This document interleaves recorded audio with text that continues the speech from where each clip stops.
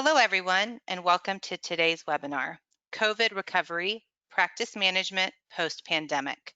Before we get started, I'd like to go over a few items so you know how to participate in today's event. You have joined the presentation using your computer speaker system by default for audio. If you prefer to join over the telephone, just select phone in the audio pane of your control panel and the dial-in information will be displayed.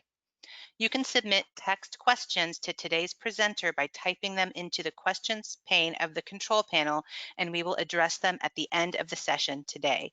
I would now like to introduce today's moderator, Ruth Carlos, Editor-in-Chief of the JACR. Welcome, Dr. Carlos.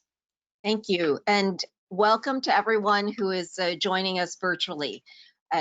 This is the second in our series of speakers on helping us navigate through the recovery period after the acute phase. This webinar is available for 1.5 CME credit hours. And now on to our presenters. Next slide.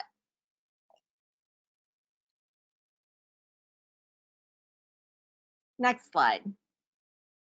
Our first speaker is Dr. Howard Foreman at Yale University in New Haven, with a large practice owned by the university and serves a healthcare system with over 2,500 beds. Dr. Foreman. Thank you very much. Thanks, Dr. Carlos and Dr. Lee, for having me, and for the other panelists for joining us today. I'm going to sort of set the landscape for where we are in the pandemic right now, and I'm also happy to talk more specifically about our practice in the Q&A session. But as I think most people have come to realize over the last 3 months, there are more unknowns than there are knowns about this experience. This is unlike the global financial crisis of 2007 through 2010. It is unlike any other time in our sort of clinical history in the practice of radiology, and it's obviously also a historic time for our country.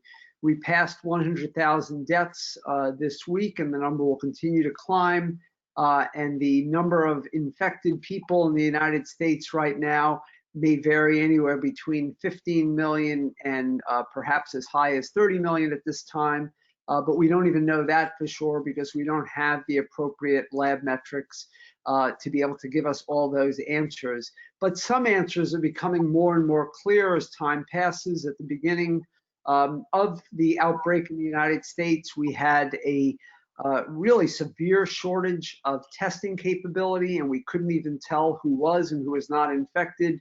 We got some forewarning from Wuhan, China, and from slightly earlier outbreaks in Milan and in Daeju in South Korea. But in reality, we were sort of fending for ourselves and learning as we went on. And as many of you know, radiology has played a critical role in both the early diagnosis as well as the management of patients. But more so, we've been impacted by the severe drop in demand for our services, which first starts off as a governmental edict shutting down elective and outpatient procedures, and eventually evolves to a large degree of fear in the community, leading patients to avoid even our emergency room. And there have been well-documented brief studies that have documented a reduction in stroke cases and other seemingly emergent studies that dropped off the landscape for a period of time. I want to point out a couple of areas for optimism and a few areas for caution. And if you go to my next slide, I do want to emphasize that you know, people made fun of Donald Rumsfeld when he made this quote from about 15 years ago or so, and he said, you know, as we know, there are known knowns, and by that he means things we know we know. And he said there are known unknowns. That is to say, we know there are some things we do not know, but we also know about unknown unknowns, the ones that we don't know we don't know. And as much as people made fun of that quote at the time, the reality is it's a very important quote, and it is very apropos to our current situation. We are learning as we go. The entirety of the world has about 5 months experience with this outbreak and with this virus, and we still don't know anything about even the intermediate outcomes for patients that survive, let alone long-term outcomes for that. So there's a lot of conflict between those that believe that if we just continue to infect individuals, we'll all be fine and have herd immunity, and those that believe that we have to mitigate the infections that are going on and reduce the number of deaths in the community. We are slowly coming to know what the infection fatality rate is for this virus. And whereas at the beginning there were some that argued that it might be as low as 0.01%, that is to say maybe 1/8 as lethal as flu, we now know that across the broad population it's almost certainly at least 0.4% and maybe as high as 1.1%, which would mean that if we had a broad, long-lasting outbreak in our country, we could lose well over 2 million lives prematurely to this infection. These are the things that cause a lot of fear in our community, and they also create fear for our practices because individuals are not going to come to us if they think coming to us puts their life at greater risk. As well, we have a very high obligation to our patients not to put them at any higher risk. And so part of the reopening process that will be discussed by our other panelists today is surrounds issues about the safety of our patients and making sure that they not only feel that they're safe, but they actually are safe in returning to clinical practice for non-emergent and elective procedures and testing. The good news is that we have two paths to really moving past this pandemic. One of them is a vaccine. There's a lot of optimism about a vaccine, and we could get a functional vaccine as early as next year, perhaps in January, February, or March. That may be optimistic, but it's certainly within the realm of possibility. And there are so many vaccine candidates out there right now that we could hope that we'll see more vaccine candidates, more successful vaccines adding to the numbers, and hope that within a year we could have successful vaccination programs in place.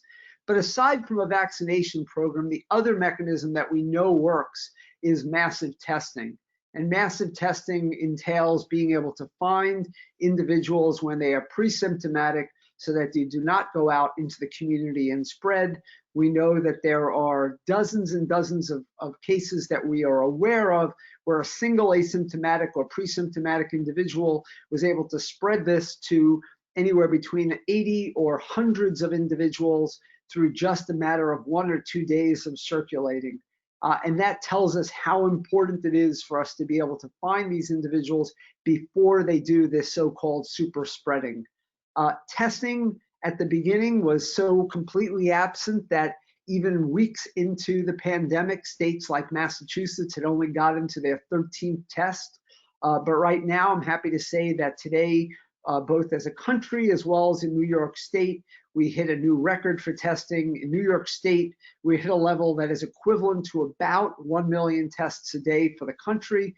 And in the country as a whole, we got to about 465,000 tests a day. Many of us believe that somewhere between 1 and 3 million tests a day is probably the minimum acceptable level that could really help us tamp down on the outbreak and particularly compensate for the increased spread that would be expected to occur as we relax social distancing measures, as we relax the lockdowns in all the states, as all of them are in the process of reopening at this time. In addition, in the category of unknowns, we also must be cautious. And again, maybe some of the speakers will talk about this, but we've learned in the last several weeks about the Kawasaki-like inflammatory condition in children, which is something that no one really anticipated a month or so ago, and now raises concern that there may be other unanticipated longer-term consequences. And this is another reason why every non-pharmaceutical intervention that we can try, such as masking, such as social distancing measures, such as limitations on the number of individuals in a room, are so important to us, and therefore are so important to the way we structure our practices as we continue going through the reopening process. And I'm going to stop here. I'm happy to take questions about all of that at the end, as well as about Yale's experience, both in locking down as well as we restart right now. But I'll turn it back over to you for our next speaker. Thank you. Thank you, Dr. Foreman. Next slide. Our next speaker is Dr. Joshua Liao, practicing at the University of Washington, Seattle, an integrated care delivery system. And he provides us with a non-radiologist perspective on the recovery. Dr. Liao. Great. Thank you, Dr. Carlos, Dr. Lee, and the Journal for having me. And what I'd like to do is just spend the next few minutes picking up where Dr. Foreman left off and build on that great context that he set and really give that healthcare system view. So zoom in from kind of what the world and the country have been kind of grappling with to, what the healthcare system, hospitals, clinics, integrated delivery networks have really been grappling with. What you're seeing here is obviously not a comprehensive list, but as I pick up the phone and talk to colleagues and work here locally in the Seattle area, these are the main things that we think, are really the key parts of the impact that we've seen from the outbreak and the pandemic. And the word temporary here could easily be replaced by short-term or immediate as well. I'll just kind of walk through these very quickly. Patient volumes, as perhaps all of us here together today know, really patient volumes have dropped off. And I'll show you a little bit of data here in a second about that. But I think as a result of kind of two sides, both patient concerns, as well as what clinics and clinicians have done to stop certain procedures and types of services, the sum total of that have been really a precipitous drop in patient volumes really across the country. Technology, certainly telemedicine, teleradiology, televisits are certainly something that are in the upswing, and happy to touch on that more in the Q&A, but we'll kind of just leave that there and say that that is certainly things that every health system that I know about is thinking about implementing and scaling up over time. Staffing, with the reduction in patient volumes, we've seen pretty much everywhere that I know a staffing drop. And I say the word fluctuating here because there have been a number of different approaches taken to address this issue. How do you staff in a setting of dropping and perhaps cyclically up and down patient volumes? And so things ranging from deferred raises or pay increases or recruitments to temporary furloughs on a shift basis, on a time basis, to all-out layoffs. There definitely is a range of what people have been doing here, trying to grapple with what the next few months and year will look like. Supply and infrastructure, together with staffing, supply costs really take up the lion's share of much of healthcare spending, particularly for systems, larger systems. And what I say here in terms of increased COVID-related is there are new expenses, things related to masks, gowns, PPE, ventilators. Their infrastructure changes, whether that be building dedicated units that really solely are there to take care of COVID patients in the situation of surge, as well as other things, putting in ventilation systems and redoing rooms. And those are non-trivial things for many systems across the country. And then, of course, these four probably all drive the last one around financial strategies, but I think very appropriately, many systems and hospitals and clinics have looked towards getting revenue replacements with all the things I just mentioned, through things such as the CARES Act, through small business loans, advanced payments, through kind of federal and local payers, just kind of recognizing that piece of it. If we go forward one slide here, I want to just zoom in on this idea of patient volume. And so what you're looking at here are data drawn from about 50,000 providers, representing about 1 million ambulatory visits a week, represented across the 50 states in the US. And what you're seeing is on the y-axis kind of a percent change in ambulatory visits. This is all specialties included, and then the x-axis being time. And the story kind of tells itself, but you'll see starting kind of in early mid-March a fall off of up to 60% of ambulatory visits. So this is not emergency room or hospital, though we have seen very similar numbers there as well. And there has been a climb back up, some of that buffered by televisits, but not completely. And the data is a bit lagged, but you can see we're still about 30% below. So just underscoring how much we've seen patient volumes drop off here. So that's respect to patient volumes. If we slide forward again, this is just a few snapshots showing you what's happened to jobs. I mentioned staffing as another major issue we've seen. This is data from the Bureau of Labor Statistics. And I apologize for the small figures, but the qualitative message here is that as you track that red line from left to right, those slopes downward suggesting percent losses in healthcare jobs. And these are healthcare jobs in terms of filing for unemployment. So they actually probably undercount what's happening with regards to temporary furloughs, redeployment, those types of things, voluntary leave. But these are true unemployment filing. And what you'll see is that as you toggle through different sectors of the healthcare system, hospitals, even hospitals where we get a lot of cases, around the country, we're looking at 2, 3, 4% job losses, not increases. When you look at the ambulatory setting, when you look at physicians' offices, the numbers rise up to negative 10%, negative 15%.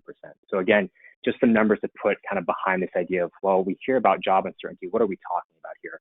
I'd say in the ambulatory setting, 10 to 15% job loss. And again, that's formal unemployment.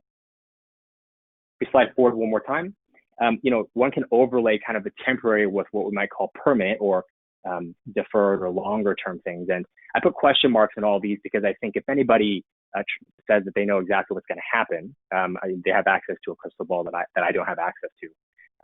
And I think as Dr. Foreman really aptly mentioned, we are learning as we go in many respects with regard to COVID-19.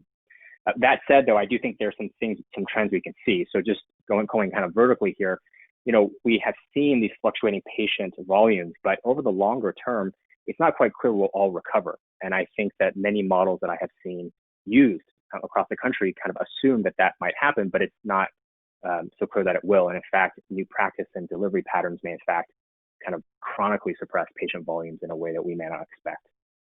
Technology, as I mentioned, there's a desire, I think, widespread to scale it up. I put a question mark here just to say that the cost of investing in those technologies is not trivial, and the technology itself may not, in fact, actually address certain things that may be existing problems in the health system. So if we think that things like care fragmentation, lack of continuity, tests that are not followed up on are issues, overlaying tele fill in the blank, in my view at least, doesn't necessarily fix that in and to itself. And so there's a question about how high the upside is with some of these technologies.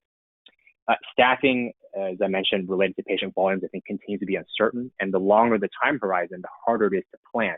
Kind of revving up and down staffing is very challenging, kind of on a short time frame for many organizations. Supply infrastructure, I don't know any hospitals that buy ventilators to let them sit around. And so building rooms, redoing ventilation, getting all these supplies, if the surges come down, if they don't, there's a lot of modeling and projection and forecasting that can have very important implications for group practices and hospitals and clinics and the like. And I think the sum total of that is just to say that with financial strategies, it very well be that revenue replacement is the first thing that many providers have tried, but at cost management and shifting to things where it's a value-based or thinking about what's the cost accounting and the cost allocation, maybe not that it wasn't true before, but I think maybe doubly true now. If we go a slide forward here, just very quickly touch on this idea of what our system's doing in the process of reopening. And I kind of bucket this into a few groups. And this slide actually, in my opinion, shows what has made its way into most of news reports and different things, which is kind of how do you operationally reopen? So certainly, as Dr. Foreman mentioned, testing is key, not just testing in the clinical setting, but also in the community setting, and that collaboration and coordination across that. Hand washing, masking, sanitation, and distancing, how many patients can be in a space, how many patients can be scheduled for procedures, et cetera. Those are key, and systems are developing and sharing and learning from each other with respect to that. And testing capacity, I think, speaks for itself. So these, I think, are the operational pieces about reopening. We slide forward to the last slide of here. I would say this is the second part that I feel is perhaps less discussed, but really important about reopening, which is whatever strategy practices and hospitals and systems use. The final arbiters of that, I think, in my opinion, will be patients, right? That there's a strong psychology embedded in how patients will re-engage care. And perhaps in the early phase, when we know very little about long-term outcomes, it may be very fear-driven. But there are other things as well: safety, trust. I list control here. In contrast to other types of transaction and encounters, most people have very little control when they're in a hospital or a clinic or engaging with healthcare. So how will those things change? And I think, data are important, but data themselves do not equal action. I think if that were the case, we wouldn't see what we see today. So what are the strategies that clinics, practices, and hospitals are using to re-engage people in a kind of, quote, consumer orientation? I think that's something to really watch and to really work on. So those are kind of high level things that I think about in terms of how, quote, the healthcare system is being impacted, more broadly speaking, and some of the things that I and others are thinking with regards to reopening. I'm happy to answer other questions at the Q&A, but I'll cede the floor to our next speaker. Thank you, Dr. Liao. Next slide. Our next speaker is Dr. Golding, Lauren Golding, in private practice in a medium to large practice using a traditional partnership model. Dr. Golding. Thank you. So I was asked to speak about some of the short-term and long-term changes in reimbursement and payment policy.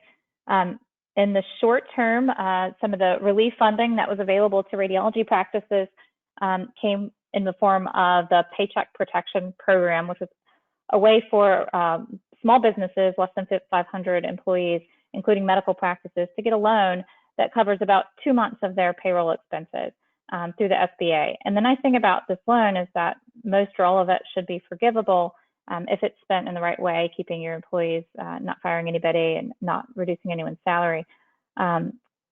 This has really been key to a lot of practices I know in keeping their doors open, keeping their employees. I know for our practice in particular, it was vital. It's been important for us to maintain radiology services so we can keep providing high quality care for our patients.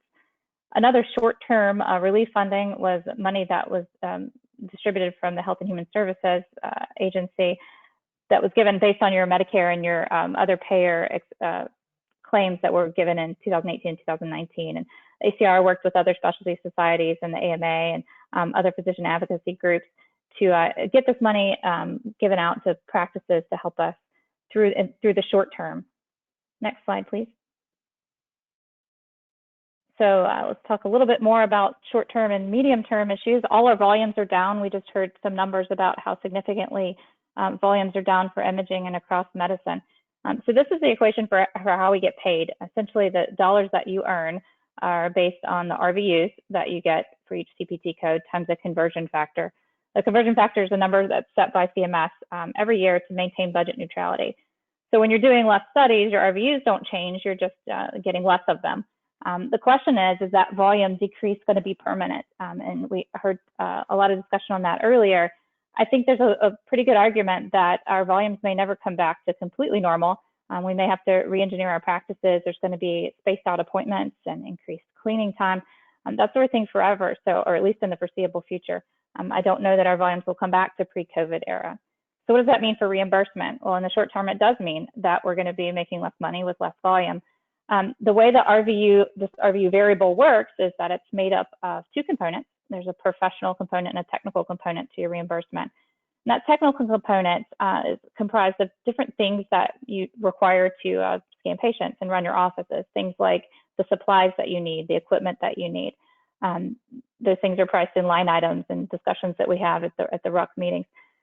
It is conceivable that in the future we could argue that we need more payment for increased disinfectant wipes and increased room time for technologists cleaning the scanners between patients. The trouble with that is that every other specialty in medicine can argue pretty much the same thing. There is an argument that maybe radiologists are asymmetrically impacted because we can't do virtual visits. We can't do a CT scan of a patient in their home. They actually have to come into our office. But in general, this affects a large amount of physicians. Next slide, please.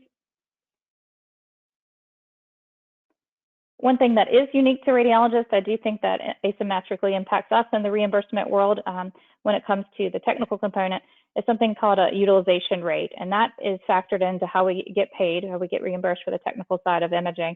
CMS uses utilization assumptions to basically estimate how much hours of the day our CT scanners are turning out patients or MR scanners are doing patients. Right now, that utilization rate is set at 90%.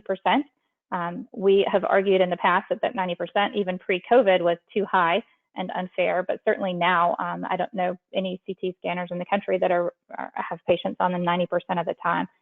One of our advocacy goals is having CMS and Congress readdress those utilization rates, considering that we probably do have a new normal for our practices and that are based on spaced out appointments, cleaning times, and those sorts of things, that utilization rate probably does need to be lowered. Next slide. Another one of our advocacy efforts is related to that equation that I showed you a few minutes ago. So that conversion factor was set to maintain budget neutrality. So the physician fee schedule is a fixed pot of money. So if some physicians get more RVUs, others get less. Most of you have probably heard that there is a scheduled increase in the reimbursement for evaluation management or office visits in the outpatient setting for 2021. Another thing that we've been trying to advocate for is a waiver of budget neutrality for 2021, so that specialties that don't bill a lot of E&M services don't take this huge hit from the pandemic on top of a hit from not billing the E&M services and having the conversion factor decrease significantly. Next slide, please. So we know that telehealth, telemedicine has increased significantly. It's arguably here to stay in some form or fashion. The question is, will the reimbursement change? So many of you may know that the telehealth visits are paid right now at parity with an actual in-office visit. So the physicians that are seeing the patients over FaceTime or Skype are getting the same payment as if they had come into the office. And in fact, they also increased the rate for just a telephone call to be the same as an in-office visit. So a physician who has a phone call with the patient about an issue can bill for this at the same rate as they could if the patient came into their office and they saw them in person. I think it's unlikely that that will continue from a reimbursement standpoint in exactly the same rate, but there certainly will be physicians who advocate that those rates need to increase. And going back to the equation I showed you, if RVUs increase for those types of telehealth visits and that payment parity maintains in some form, then it could mean a reduction in our reimbursement just based on the conversion factor and budget neutrality. And last slide, please. And the last health policy issue I think that we could see longer term has to do with MIPS, the merit-based incentive payment system.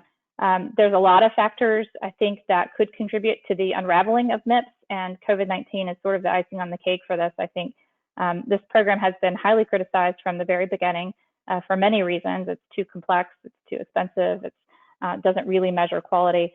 MedPAC has asked for it to be repealed, lots of opposition to whether this actually truly improves healthcare for our patients. Can you go back, please?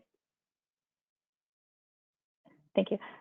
So because of the pandemic, CMS has declared that any clinician who cannot submit data into MIPS for 2019 will get a hardship exemption based on extreme and uncontrollable circumstances. The same is very likely to be true for 2020. All of the stakeholders agree that no one should be held accountable for MIPS data in 2020. So what does that do to this program? You no longer have benchmarks that are set year to year for the quality measures. There's a lot of unanswered questions. What would happen with MIPS? I think it's probably a good setup for there to be some seismic shift in the program and whether we're all pushed into APMs or potentially go back to fee-for-service, although I think that's unlikely. There's potential for us to see something very different with the merit-based incentive payment system. And I think that's the end of my slide. I'll be happy to answer any questions about payment policy at the end. Thank you. Thank you, Dr. Golding. Next slide, please. Next slide, please. Our next speaker is Dr. Michael Recht, chair at NYU Langone, Department of Radiology, with 230 faculty radiologists in a faculty group practice. Dr. Recht. Thank you, and it's really a pleasure to be participating in this. Next slide, please. We've heard some great information already about where we are in COVID and some high-level information. What I'd like to do now is really bring you down and give you some granular information about what's happened with us in New York at NYU Langone. Next slide, please. Just really quickly, I just want to remind everybody, as I'm sure you know, that New York City has really been the epicenter of COVID-19. Our first case was in March. Our stay-at-home order was issued on March 20th. So far, we've had about 20% of the total number of cases in the United States, with 366,000. And we've had about 30% of the deaths, with our death rate per 100,000 population well above everybody else, 148. Next slide. So this is just a slide showing what's happened to us in our outpatient imaging. And outpatient imaging is really about 70 to 75% of our total volume. And so I thought I'd concentrate on outpatient. Just hit advance the slide because it'll put an animation on. Right, so right there is when the first case was done. Do that one more time, please. And that shows you when the stay-at-home order was issued by our governor. And you can see that early in the year, we were actually having a great year, well above 100% year-to-year comparison to 2019. In the early part of the pandemic, before the stay-at-home order, we already saw a significant decrease. And then you can see once the stay-at-home order was issued, we really plateaued. Our MR volume decreased by 87%, CT by 81%, ultrasound dropped by 92%. A lot of that included our breast ultrasound. Our X-ray decreased by 87%. Mammography decreased by 96%. Essentially, all of our screening exams were stopped. So we were only doing diagnostic exams. The one modality that you could say was preserved a little bit, it only dropped by 2/3, was PET-CT. Next slide. While we were seeing the surge and we were seeing such low volumes, we decided to say, what could we do to address some of the issues that were raised earlier about patients' fear, and how do we create a safety zone for patients so that when they were allowed to come back in, we could, make sure that they felt safe doing that. And it was also important, and I don't want to miss this, that we had to make it safe for our staff so they would feel comfortable. We had well over 100 people in our department participate in what we called a workflow redesign. And what we wanted to do was essentially create the essentially no waiting room imaging. And we tried a number of different ways of doing that. So first, we decided to use our digital health platform. So we have the ability through a radiology app to do online scheduling. We also were able to have all of our forms filled out online, either through the app, or we emailed patients all of our forms so they could print it out, fill them out, and bring them into us, but they wouldn't have to spend any time at all in our waiting rooms filling out their forms. We texted patients when to arrive. So even though they had an appointment, we were able to text patients and say, look, we're running behind, please don't come to our center, either stay in your car or wait before you come in, so that we didn't have patients waiting in the waiting room again, and we were able to maintain social distancing. We also had in each waiting room a patient traffic controller, and they were able to direct patients to the appropriate seat, when to go up to the front desk to register, to do whatever they needed to do with our front desk people. All of our patients were screened at the time of scheduling, either online or when they called in, but we also screened all patients again at our entrance. All of our patients and our staff wear masks. Our screeners also used a face shield to make sure that they felt safe. We made sure that there was social distancing in all of our spaces for both the patients and staff, and that's one of the things that was important, is we wanted to make sure that in all of our control rooms, for all of our MR techs and CT techs and other areas, that we made sure that they had social distancing as well. We extended all of our slot lengths in order to maintain social distancing, as well as to allow us time to clean all of our equipment. We also changed all of our protocols, and this is one of the areas which I think is going to be one of the benefits that's going to be long lasting. As everybody in every one of our sections was forced to say, how do we change our protocols? And we were able to do that by really using the physics without just cutting out information or cutting out protocols, or cutting out sequences rather. And we were able to save anywhere from between 25 and 50% of gradient time without any change in image quality. All of our equipment is cleaned between patients. And the other thing that was very important, please hit advanced slide, we absolutely needed to communicate all of these safety measures to all patients when the orders were placed in exam schedule. Can you advance the slide, please? It'll show an animation. There. And what we did is we put on our website the imaging services safety, letting everybody know each of these steps that we took. We also were able to text that to patients at the time that they had scheduled their exams online.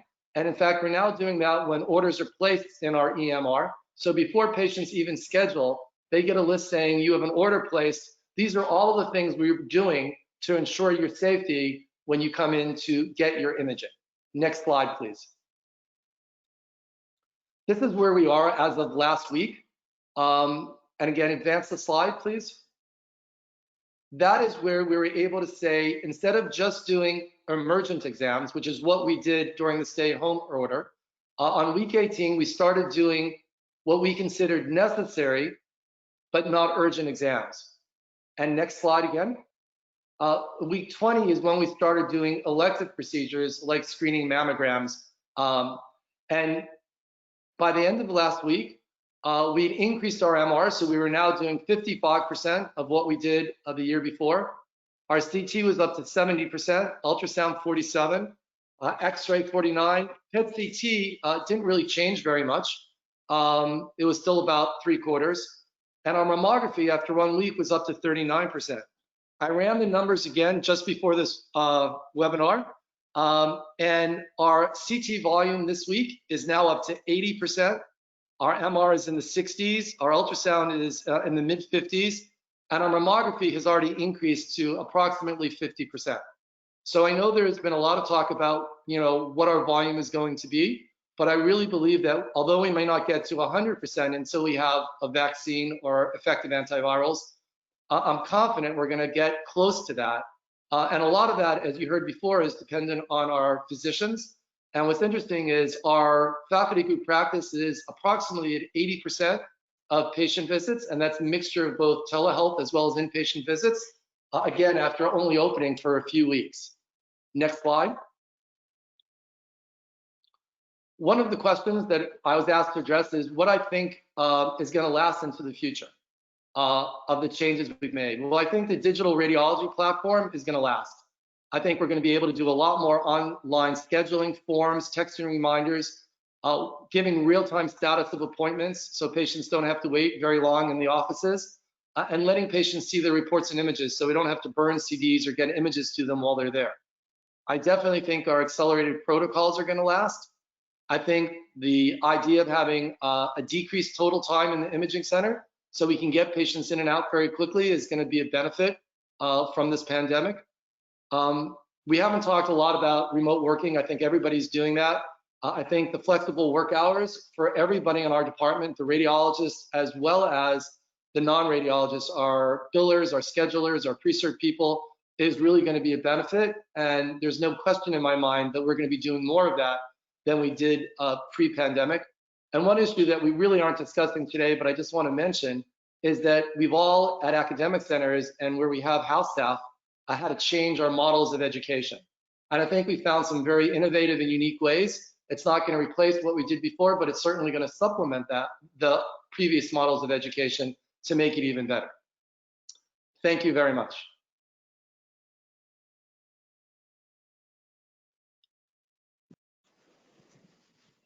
Thank you, Dr. Recht. Next slide, please. Our next speaker is Dr. Rauf, she's at a hospital-based practice in Queens, New York, and practices in a critical access hospital setting with 22 radiologists in his hospital employed. Dr. Rauf. Yeah, hi. Thank you, Ruth. First of all, I want to thank Dr. Carlos and her team and JACR for giving me this opportunity to share my experience during the COVID crisis, and now we are in the post-surge period as well. So being the chief medical officer of my health system, my experience through this crisis has been a little different than my radiology colleagues because I was involved with most of the hospital and clinical issues that took place during this crisis, and not just with radiology. So a little bit about my health system. We have 2 safety net hospitals in Queens, New York. Jamaica Hospital is a level 1 trauma center and a stroke center. And our Flushing Hospital is a community hospital serving mostly a geriatric patient population. We also have a very large ambulatory care clinic network throughout Queens and a nursing home attached to our Jamaica campus. So next slide, please. That's it. Thank you. No, the previous one. Thank you. On this slide, which is the New York State Department of Health slide, you see that when we were having the last webinar on April 7th, we were in the surge period.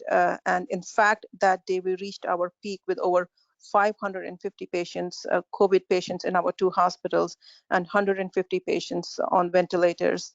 We plateaued at those numbers for several days, and then we started seeing a decreasing number of patients coming to our hospitals over the next couple of weeks. Our ICU level patients continue to remain high, but definitely over the last couple of weeks, we have seen the other side of the curve. Our patients, inpatient COVID positive numbers today were 83 in the 2 hospitals. We have 68 ICU level patients and 42 ventilated patients. So a significant change from where we were during the last webinar on April 7th. The number of deaths has also gone down. In fact, we have had 0 deaths in the last several days. So now we finally have started having discussions about reopening.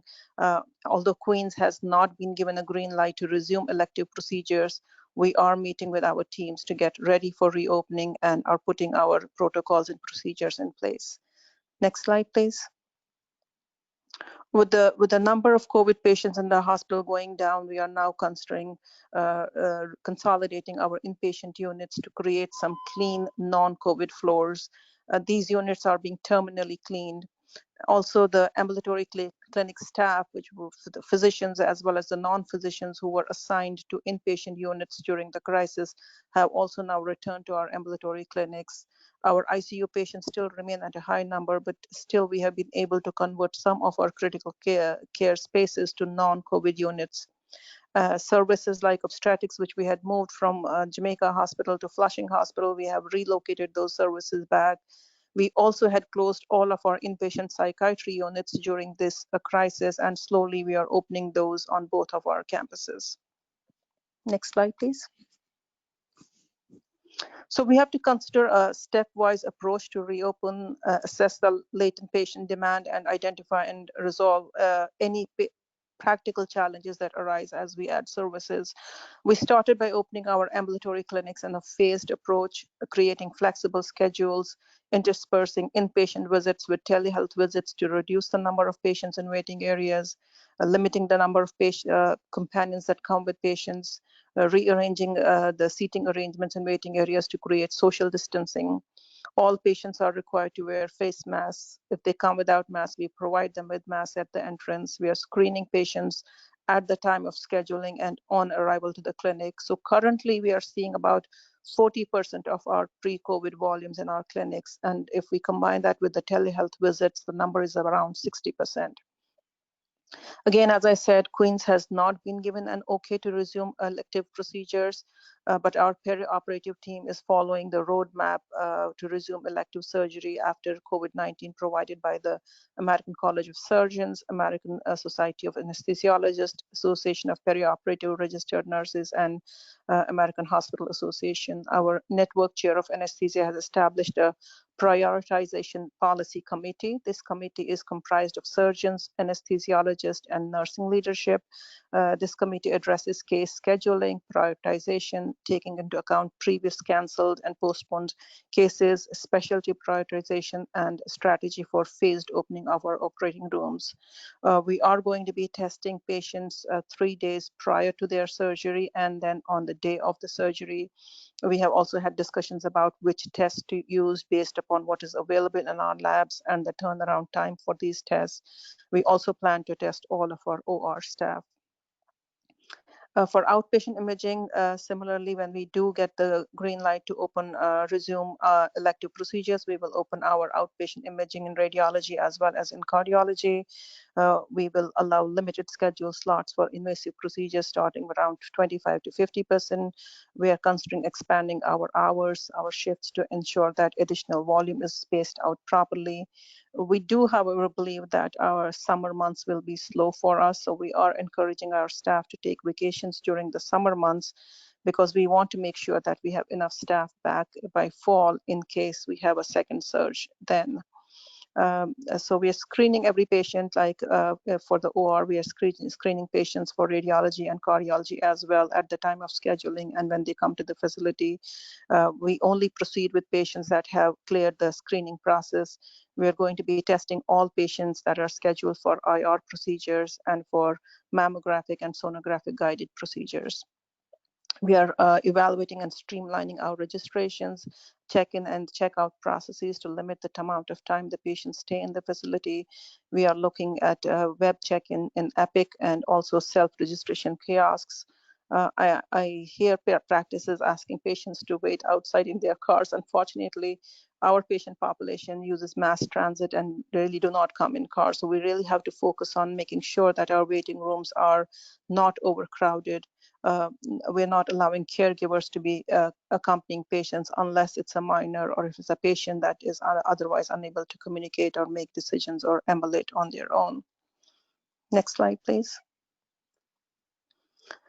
So as we reopen our clinics and our procedural areas, we know we have to deal with several challenges, and these can be as simple as temperature screening. So we are screening people who are coming into the hospital, and at the beginning of the crisis, we had purchased handheld laser thermometers, and quickly we figured out that these devices are not accurate. So we do not want to give our staff a false sense of security. We are now looking into more sophisticated temperature screening devices that will be more accurate and easy to use. Testing, it's a huge challenge for us. Even though our labs are capable of testing, each lab gets a certain allotment of testing kits from the vendors every week. So as we increase the number of testing for admitted patients, for patients coming to our clinics, for patients coming for procedures, we will significantly increase the number of tests required. Currently we cannot meet that need. We do not know if we will be able to increase the number of test kits that are allotted to us every week, but we are hoping that that will happen and we can meet the needs of our patients. In addition, Governor Cuomo in New York has mandated twice a week testing for all nursing home employees. We do have a nursing home attached to our hospital, and to fill this requirement, we need additional 400 tests per week. So even getting the swabs to collect the specimens for testing is a big issue, as you all know. PPE, we want to make sure that our staff feel safe as we open our clinics and procedural areas. We need to make sure that we have enough PPE for all these areas. In addition, again, we have been mandated by the governor to maintain a 90-day supply of PPE for a possible surge in fall. So that is a challenge that we are struggling with. And finally, we need to maintain a surge capacity for inpatient beds, ICU space, ventilators to address any future potential surge. Next, please. So for our business strategies, really in the near term, being safety net hospitals, our volume is really driven by the patients coming through our ER. And currently our emergency medicine department is running at a volume of about 30%. Patients are scared to come back to the hospitals even when they are seriously ill. We has seen a significant decrease in the number of visits for diagnosis that we were previously seeing. We believe patient education and engagement will be a big part of returning to the pre-COVID volume. We need to gain the confidence of our patients. They need to be reassured that the hospitals are safe to return to and have robust infection control policies and procedures in place to keep patients as well as staff safe. For our long-term business strategy, our health system has taken a different approach. We have jumped in with both feet in value-based arrangements. 50% of our hospital business is in value-based arrangements. We actually take 100% risk on a 145,000 patient population. And this is the only piece of business that we really make money on. So going forward, we really want to focus on increasing and enhancing this piece of our business. We are already planning on adding services that we previously did not offer and enhancing the ones that we have in order to keep these patients within our network. So this is what we are going to be focusing on going forward. Thank you. Thank you, Dr. Rowe. Very interesting. Our next speaker is Dr. Scott Truelar, a generalist radiologist in a private practice group of 8 radiologists. Dr. Truelar. Hello, good evening, and thank you. I should begin by extending a thank you to Dr. Carlos and Dr. Lee for inviting me to be part of this, and also I should extend a congratulations, a kudo to the JACR for arranging such a topical webinar.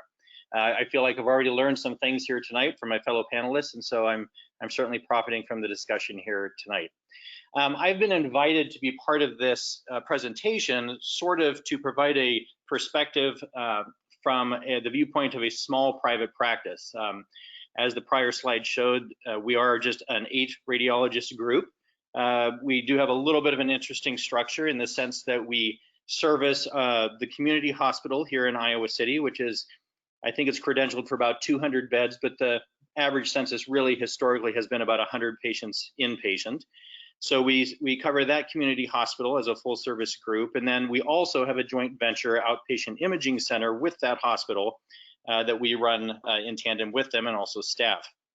In addition to that, our group has a completely independently owned independent imaging center in a town very nearby. So the numbers, the perspective I'm going to give you and the numbers that I'm giving you are actually a blend of both a professional services practice at the hospital, as well as these 2 outpatient imaging centers, one joint ventured with the hospital and then one that we own independently.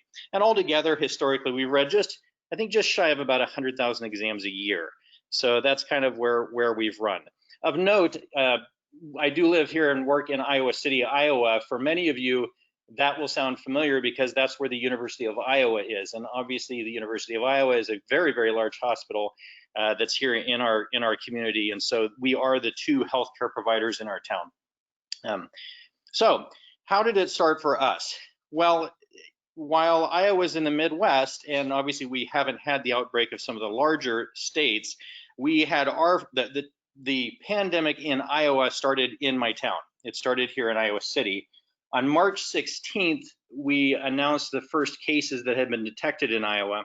There were 23 cases. I believe all of them were here in Johnson County, where Iowa City is located, and they all were revolved around a tour group which had been to Egypt and took a Nile River cruise together as an organized group through one of the local banks.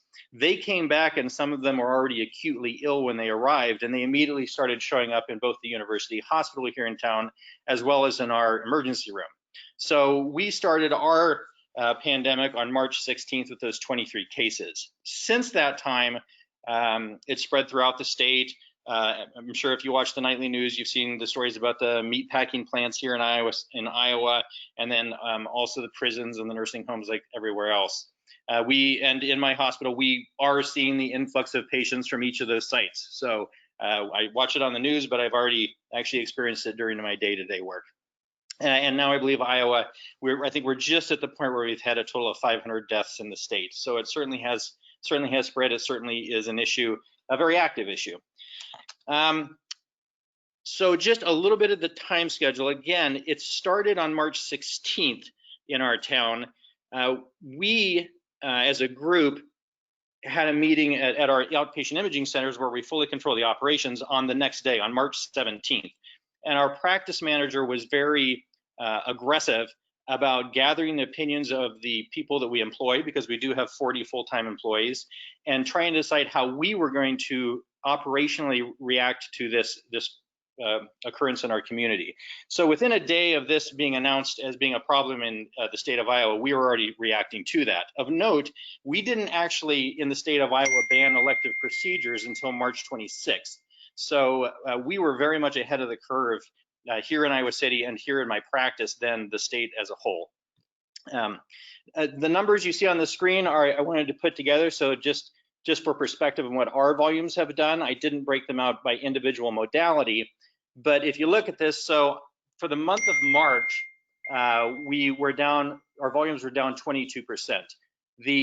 And that reflects the fact that we went to a 50% work schedule on the 17th. So if you figure that about half the month is the data pool, when we were down about 22%. We continued to be scheduling at 50% all the way through April until just this past May 12th. And so April really represents the month that reflects the entire full month of us being at limited operations and being in the full blush of this pandemic. And our volumes as a whole at our sort of mixed set sites of service was down 63%.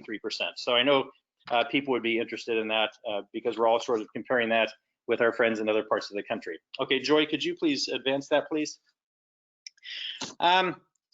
What did we do? Well, I can't say that we had any special sauce, other than the fact that we were very, very proactive and very, very aggressive about tapping into every source, financial resource that we could. These programs that you see in front of you can be completely surprising. We all know about most of them.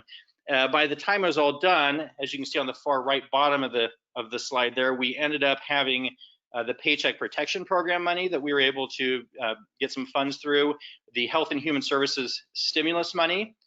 We also were able to access money. Those are both grants if we use them to support our employees, which we did. And then we also got our advanced Medicare payment, which of course is something that we have to pay back in the coming months, or at least that's the expectation. All of that combined, which represents all of the sort of external programs that we could tap into, actually provided about 2 months of cash flow for us. So we could have gone to 0% operations for 2 months and still met all of our cash flow needs for those 2 months based on those programs alone. And that was a big deal because we didn't know how long this was going to last. It's now opening up here in Iowa and volumes are coming back. But we didn't know if it was going to take through the end of July, through the end of August, or whatever. So we were very, very concerned and very aggressive about trying to access sources of capital. We did the government programs got us about 2 months of cash flow. And a note about the Paycheck Protection Program on the upper left-hand part of the screen. It was key for us that we were first in line. As soon as they announced that, I called my practice manager and said, we need to find out when the bank opens. We need to find out the minute that this program opens. We need to have all of our paperwork ready to go. And we did. And because we bank with a small local bank, they already knew us. They already knew our processes. They were interested in serving us. And so we showed up that Friday morning at 8 a.m. We submitted our application. The bank basically was able to approve us or tell us that we were going to get a loan very quickly, because by 3 o'clock that afternoon, they had already stopped taking all applications. They were swamped. They simply didn't have the manpower to process anymore. So being first and aggressively going after these targets for us was a big part of our success here. We also, because we didn't know what we were going to get from the government, we did apply immediately on that same day for lines of credit and just simply loans for our business operations. And within about a week, we were approved for several $1 million of those loans that if we needed to tap it, that would be additional bridges for even more months of operational costs into the future. Again, all of this assumed that in fact we would come out of this. At no point did we think that this would go on and our volumes would drop to 20% forever. We always felt this was an event happening in time that would have an end point. And when we came out of this, we had to have the manpower in place or the personnel in place, as well as the financial resources to then pick up the ball and keep running with it. So we were trying to access as much liquid capital as quickly as possible.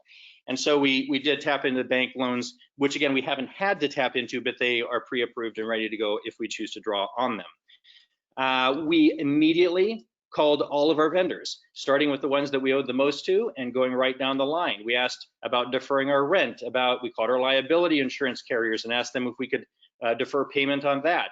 All of our service contracts for the maintenance on the machines. All of those people got a call from us saying, basically, hey, we all know that medicine is not going to be as cash rich in the next few months, and so we might not be able to pay our bills. What can we do about that?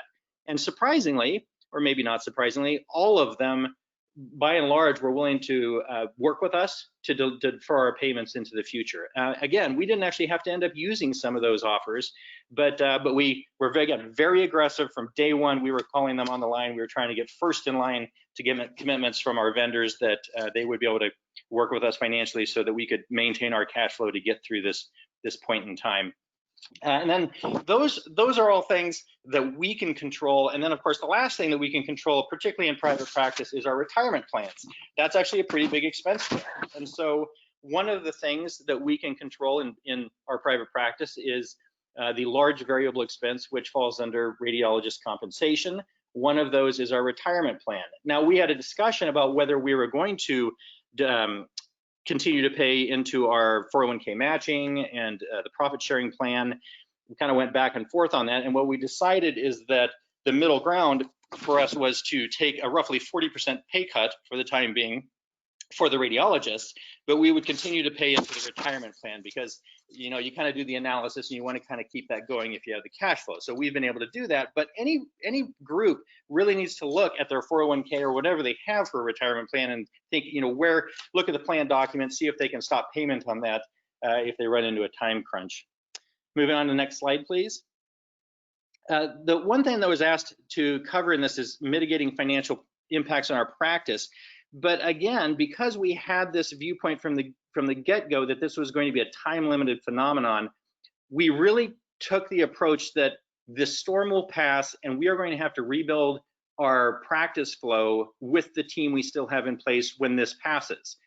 To that end, once we decided that, then some of the decisions made for themselves. First, like I said before, we took a pay cut as the physicians of about 40%. Everybody else got paid. And there were no furloughs, no firings, no forced vacations, none of that.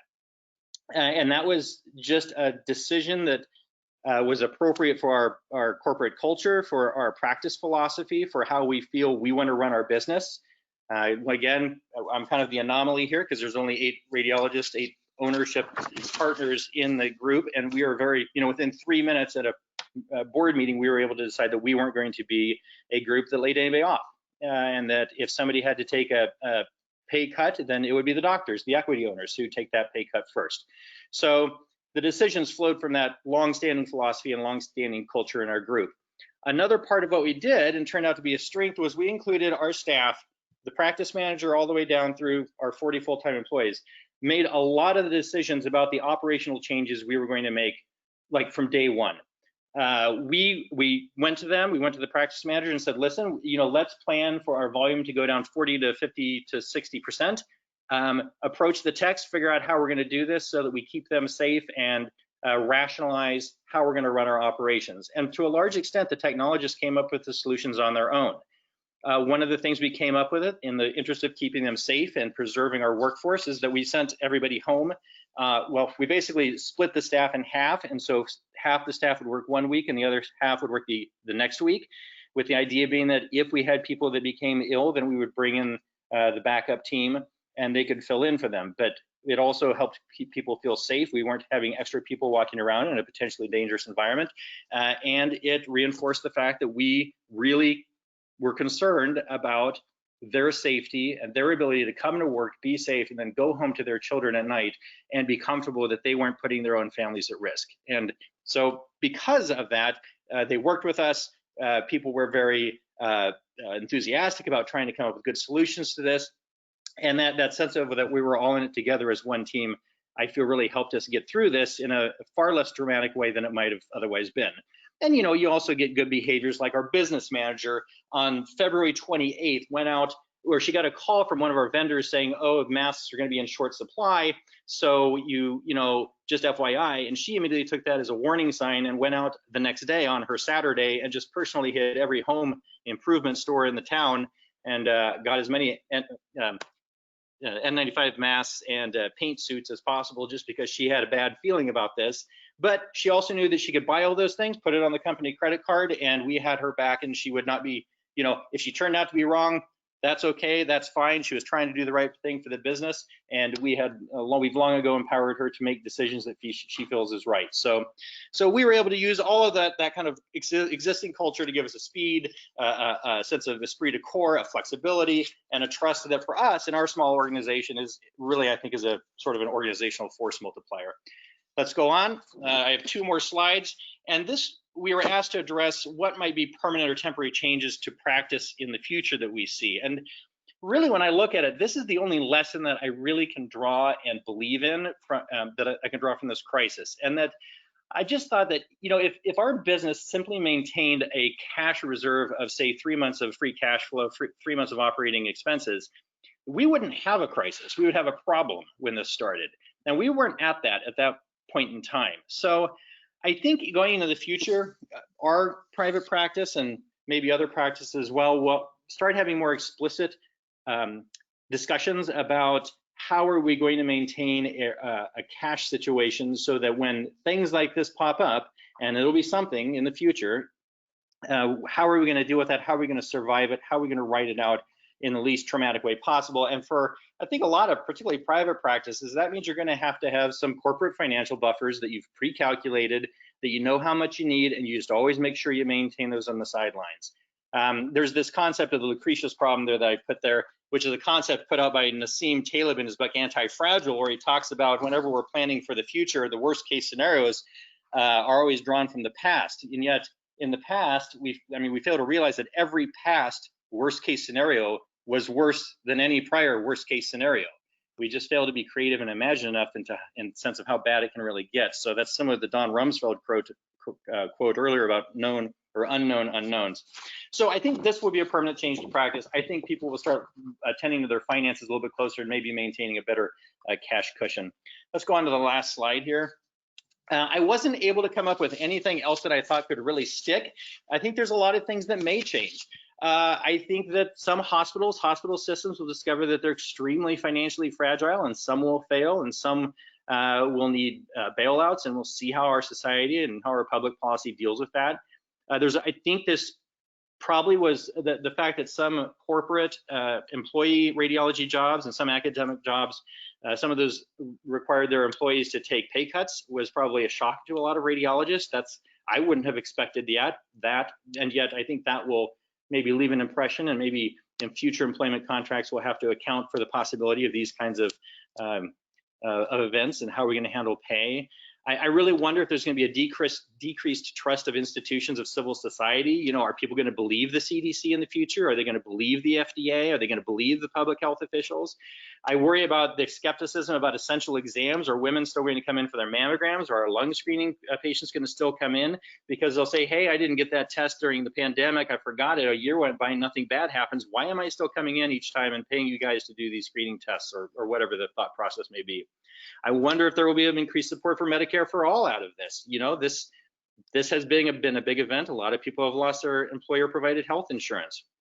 The political speech and policy proposals that might come out about which lives matter. I mean, what we're seeing is sort of it seems like in American society where there's sort of this idea of we need to open up, and if it sacrifices the marginalized and the ill and the older members of our society, that maybe people are willing to accept that in America. And so I think there's some discussions in our politics about that to be had.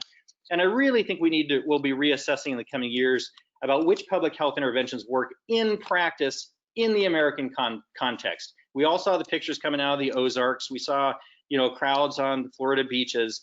Clearly some good ideas in healthcare simply won't work with the American context, American culture. So I think that we'll be learning a lot about that in the years too. But which of these will rise to importance and which way they'll go, I really don't know, but I think there'll be a lot of people smarter than me doing research and figuring out better ways to do this in the future.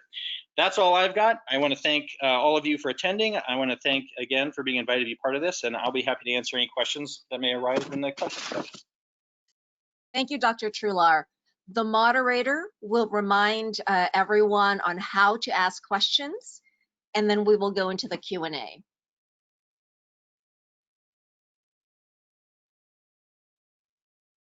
We are now going to begin answering questions that you have regarding the presentation. As a reminder, to submit questions, please submit them through the questions pane of the WebEx control panel. Ruth? Great, thank you. Dr. Christoph Lee is the deputy editor of JCR, and he will be hosting the Q&A. Dr. Lee. Thank you, Dr. Carlos, and thank you to our panel participants. This has been really enlightening. We want to open up the floor to folks that have questions for our panelists. We already have a couple coming in the chat box. The first question relates to the issue of flexibility for radiologists moving forward. Everyone in every practice has been impacted by things at home, like having school-aged children. How should practices address work-life balance moving forward, especially for radiologists that have school-aged children with the prospect of schools not reopening in the fall? Maybe to start, we could start with medium-sized practice and Dr. Golding.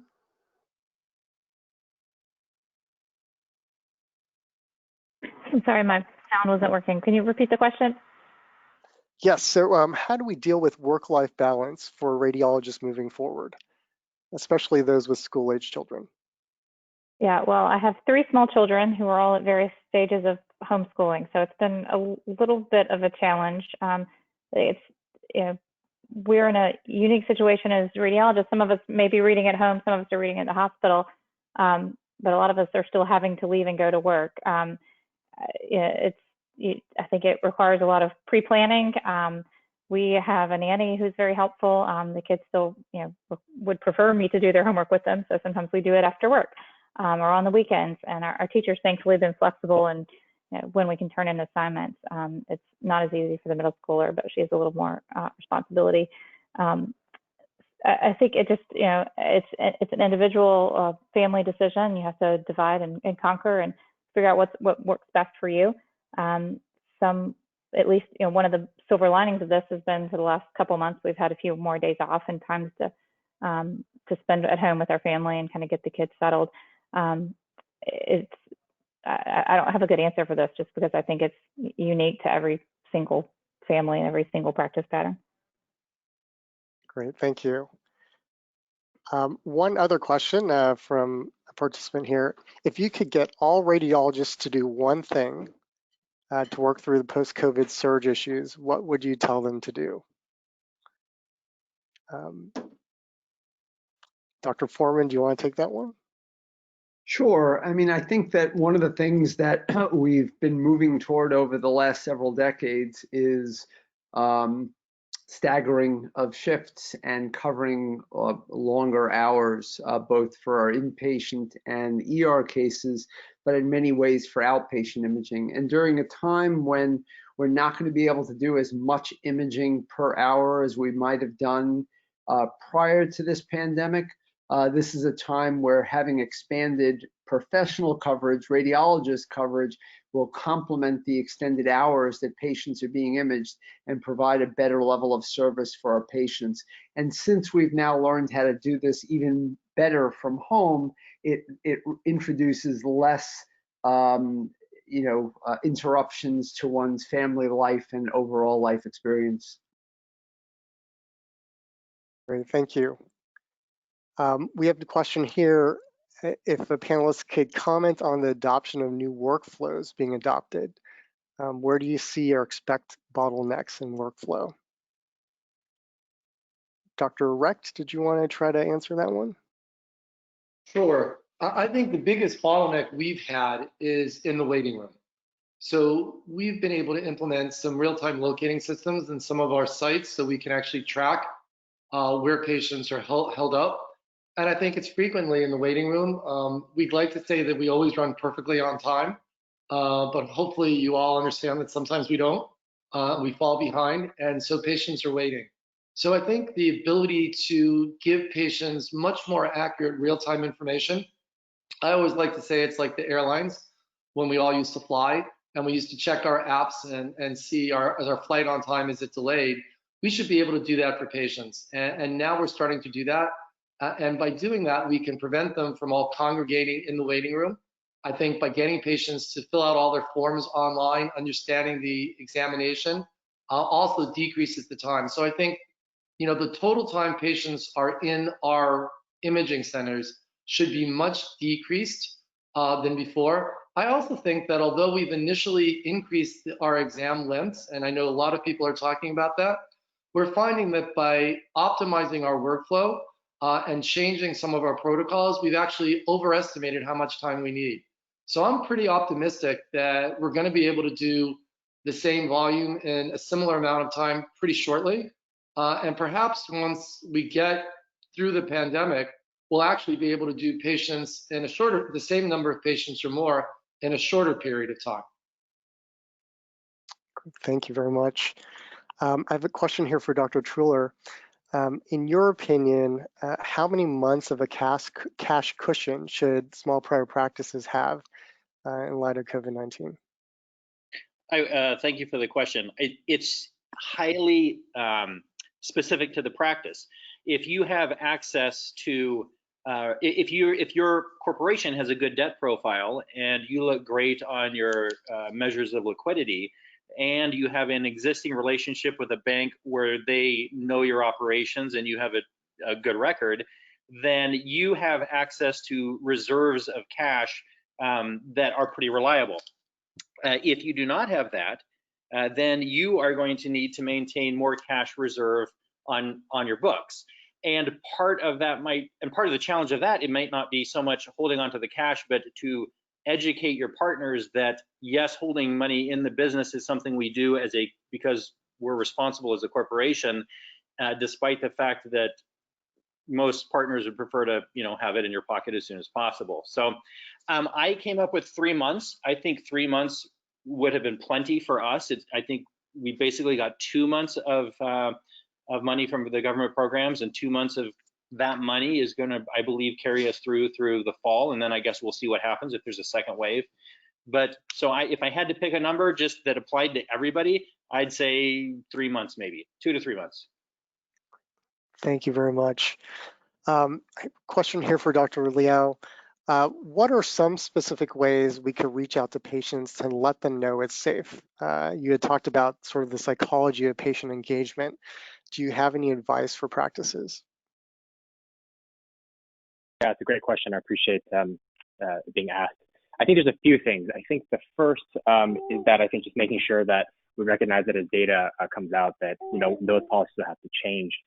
I do think there's something about externalizing behaviors. Oftentimes the other thing about not having control over healthcare encounters is that patients often don't know what their peers, their neighbors are doing. And so actually another one of the presenters mentioned a really tragic incident that we've seen with patients being very sick, having really high healthcare needs and not presenting for care. Things like passing up transplants when an organ becomes available because of concerns. And so I think it's really incumbent to really think about decision-making tools and ways we help people make kind of risk-benefit trade-offs. That's number one. I think the second thing is also recognize that some of the things we do will be kind of psychologically more dissonant than others. So for example, things like plexiglass, dividers, I think people see those things in other contexts that may not be that jarring, but people walking around with more full PPE, et cetera, the safety and the belief of safety to me are two distinct things. I think really thinking through, are we making things, quote, scarier or most distrustful as we're trying to fix the issue of fear and trust, I think is really important. Great, thank you very much. Dr. Ralph, we have a question here for you in terms of safety net hospitals. How do you go about ensuring that patients continue to have access if they're losing their jobs or possibly have lost insurance? How are you dealing with the financial fallout for your patient population?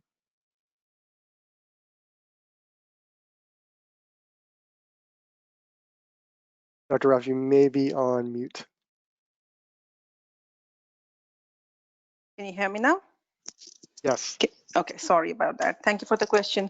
So even in the pre-COVID era, we do cater to a large number of uninsured, undocumented patient population. And we have a whole department that deals with getting these patients onto Medicaid services if and when they need. But our ER really sees a significant number of these undocumented and uninsured patients even before the COVID patients.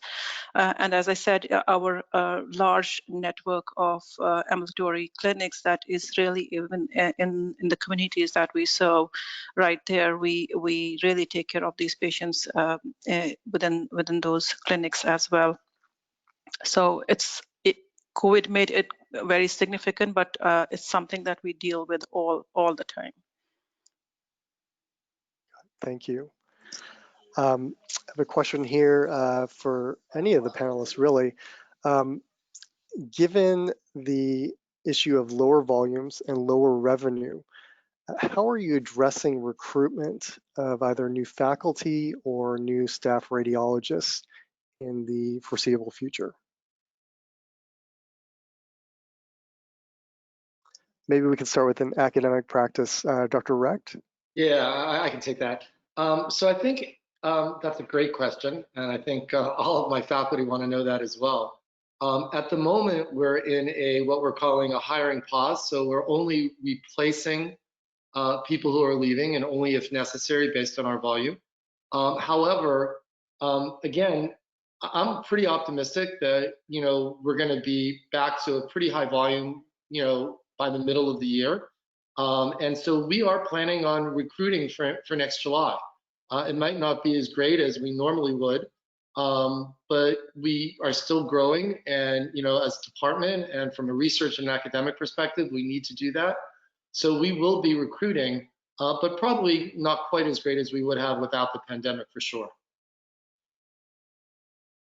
Thank you. And perhaps prior practice, Dr. Truelar, or Sure. We were not in a recruitment mode prior to this, and we are not afterwards, but I echo the more optimistic opinion of the prior speaker, which is that I think this will actually get back to 85–90% of our 2019 volumes within a relatively short period of time, absent a second wave.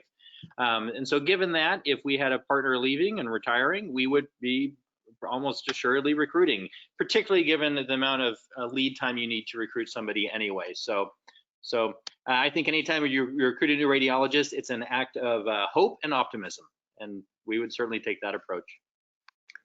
I would agree with that statement. Our practice was actively recruiting and still is.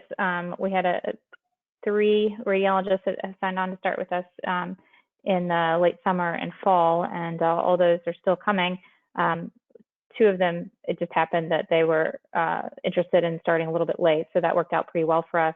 But I think we have to have confidence that volumes are going to come back. There's going to be work for us to do, and if the practice is growing, you still have to have people. And like Dr. Truelar said, there's a lead time to recruiting, so you don't want to put yourself in a situation where you're reacting to volume needs instead of being proactive about it. Thank you. Great. Our next question is at a policy level. So perhaps Dr. Foreman, Dr. Liao, the question is about teleradiology. Given that a lot of practices have kind of taken in their telerads practice and not really outsourced any exams, what do you see in terms of the landscape for national teleradiology firms in the future? Would you like me to go first? Sure. Sure. Look, I think that unfortunately the teleradiology market is very much a commodity market, and for practices that just need a commodity service overnight to provide reads that will meet a standard of care that their hospital requires, I think those services will thrive. I think for systems that find it too expensive to afford either subspecialist care or on-site care, I think those services will continue to thrive. But I do think one of the things that has come out of this time is that most practices, not just sort of the leading edge practices, have learned how to do teleradiology and how to work from home in a way that was apparent to a lot of practices this year, but certainly not a lot of practices 10 years ago. But now I think the vast majority of practices have figured out how to do this remotely in the home. And so I think that's a good thing for the practice of radiology, where we want to distinguish a value-added proposition and not necessarily make ourselves into a commodity. Great, thank you. A follow-up question to that for any of the panelists. There seems to be sort of a tug and pull between flexibility and the need to increase more work hours and spread out the exam times and exam slots. So in many practices, radiologists are being asked to work longer shifts or take flex shifts to cover in between shifts. So how do you increase morale or improve morale for radiologists that may be being paid less but asked to work more hours? So this is tough, and it's kind of near and dear to my heart because my practice has been understaffed for the last 2 or so years. Just no real fault of our own. We got a couple of new contracts, and like I just said, we were in the situation where we were trying to retroactively hire because we found ourselves in the hole. So we've had people staying late every day, working extra shifts, not getting vacation days, and it's tough. It's tough on morale. I don't know the right answer. I do know that having some ownership in the practice and feeling like it's yours and you're working for something that belongs to you does make a big difference. At least in our model, it has helped us significantly in trying to get buy-in from people working long hours and later shifts. To Dr. Truelar's point about building morale and making sure people feel like part of the team, I think that's the best you can do. And Dr. Reck, could you give the academic perspective as well? Sure. I think this is something we certainly discussed, and I think it is a balance. So I think we've already been covering till 10 p.m. at several of our outpatient sites. We've been using our residents to do a lot of that coverage. They enjoy that. We will get back to that. But I think allowing people to do some of that coverage, what we've done is we've allowed faculty to be covering the cases from home and having residents and fellows be able to cover on site. Obviously, they get extra reimbursement for that, so they're happy with that. And I think that serves two purposes. So it increases the morale of our trainees, and it also increases the morale of the faculty because they can be at home. We give them the earlier part of the day off. They get flexible hours. And I think earlier in this webinar, people talked about what to do if you have young children. And we have a number of people on our faculty who have young children, and they like the ability to be freer in the morning and early afternoons and then do the later shift. So I think if you explain to people why you're doing it, if you give them options, there's some people on our faculty who really enjoy doing that. We happen to have a teleradiologist on our faculty in California. And so the evening shift for him is really the daytime shift, right? So I think using all of these flexible options really allows you to maintain morale as best as we can. Great, thank you. Again, I just wanted to thank all our panelists today, Dr. Foreman, Dr. Liao, Dr. Golding, Dr. Truelar, Dr. Reck, Dr. Ralph, for their time and expertise. We've learned a lot here. Sorry couldn't get to all the questions. Ruth and I did want to point out that both June and July issues of JCR are going to be COVID special issues. So the June issue will be on the acute phase of COVID, and the July issue on the recovery phase of COVID. So more material coming out from JCR. I wanted to thank all attendees and give you back the rest of the evening. Thank you very much.